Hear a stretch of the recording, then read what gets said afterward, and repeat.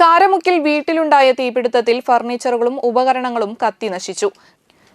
Karamukku ITI road 4 സെന്റിന് സമീപം തുരുത്തിയിൽ സുഗന്ധന്റെ വീട്ടിലാണ് അഗ്നിബാധയുണ്ടായത്. ചൊവ്വാഴ്ച വൈകിട്ടാണ് സംഭവം. ഈ സമയം വീട്ടിൽ ആളുണ്ടായിരുന്നില്ല. വീട്ടിലെ ഉപകരണങ്ങൾ, ഫർണിച്ചറുകൾ, വസ്ത്രങ്ങൾ, രേഖകൾ ഉൾപ്പെടെ മുഴുവൻ സാധന സാമഗ്രികളും കത്തി നശിച്ചു. 3 ലക്ഷം രൂപയുടെ നഷ്ടമുണ്ടായതായി വീട്ടുടമ പറഞ്ഞു. കാരമുക്കിലെ മണലൂർ പഞ്ചായത്തിലെ 16-ാം വാർഡിൽ ITI പരിസരത്ത് താമസിക്കുന്ന ആളാണ് ഞാൻ രാവിലെ ജോലിക്ക് പോയതാണ്. ഉച്ചയ്ക്ക് വന്ന് ഭക്ഷണം കഴിച്ച് പോയി. അപ്പോഴൊന്നും ഒരു കുഴപ്പമില്ല.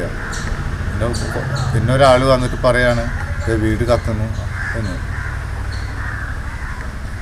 അതേ എനിക്ക് അറിയുള്ളൂ. വീട്ടിൽ നിന്നും പുക ഉയരുന്നത് കണ്ട് പ്രദേശവാസികൾ അറിയിച്ചതിനെ തുടർന്ന് സമീപത്തെ തിരഞ്ഞെടുപ്പ് കമ്മിറ്റി ഓഫീസിൽ നിന്നും എത്തിയവരും നാട്ടികയിൽ നിന്നും എത്തിയ ഫയർഫോഴ്സ് സംഘവും ചേർന്നാണ് തീയണച്ചത്. Assistant station officer MK Baiju, MA Chandran എന്നിവർ നേതൃത്വം നൽകി.